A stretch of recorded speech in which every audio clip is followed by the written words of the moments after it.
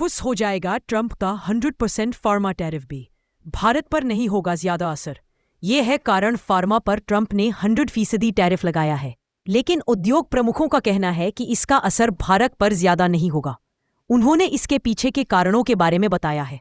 Pharma export पर America ने 100% tariff का ऐलान कर दिया है, जो 1 अक्टूबर से प्रभावी होगा। इस बीच भारत के फार्मा उद्योग के प्रमुखों ने कहा है कि भारत लंबे समय से फार्मा इंडस्ट्री में टॉप पर रहा है।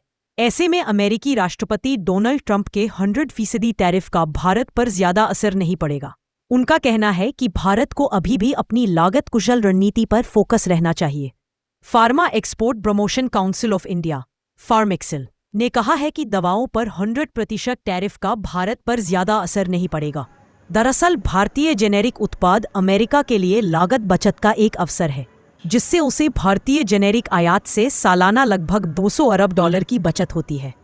फार्मेक्सिल ने कहा कि अमेरिका पिछले 10 सालों से जेनेरिक दवाओं पर लागत बचत का लाभ उठा रहा है और वहां पर पहले से ही कई बड़ी भारतीय कंपनियों की यूनिट्स पहले से ही है। और ट्रंप ने कहा है कि जिनके प्लांट अमेरिका में 1 अक्टूबर तक नहीं होंगे, उन पर टैरिफ लगाए जाएंगे।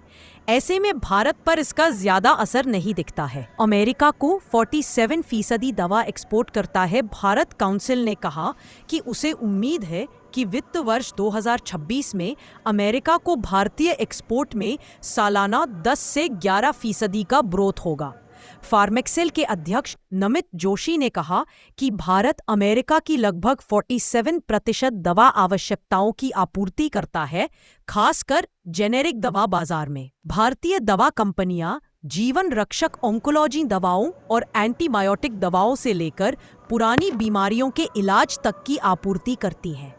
अमेरिका में भारत की ज्यादातर फार्मा यूनिट्स पहले से। जोशी ने कहा कि टैरिफ का भारतीय निर्यात पर तत्काल प्रभाव पड़ने की संभावना नहीं है, क्योंकि हमारा बड़ा योगदान साधारण जेनेरिक दवाओं में है और ज्यादातर बड़ी भारतीय कंपनियां पहले से ही अमेरिका में है। मैन्युफैक्चरिंग या रीपैकेजिंग यूनिट्स चला रही है और आगे अधिग्रहण की संभावनाएं तलाश रही हैं।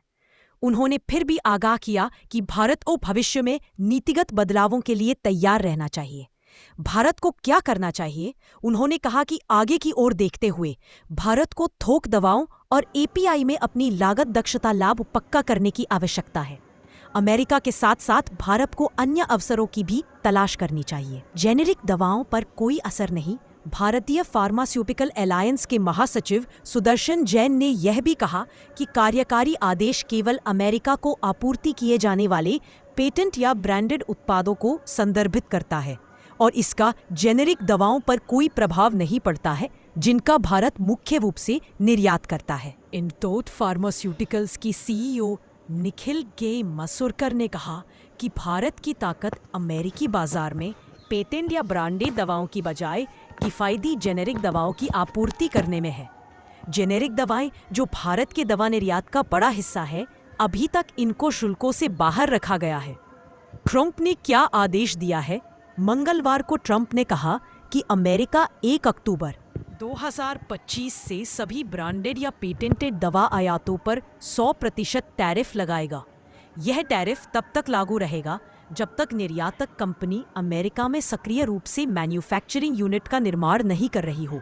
ट्रंप ने स्पष्ट किया कि सक्रिय रूप से निर्माण का मतलब प्लांट का निर्माण कार्य शुरू हो चुका हो या निर्माणाधीन हो।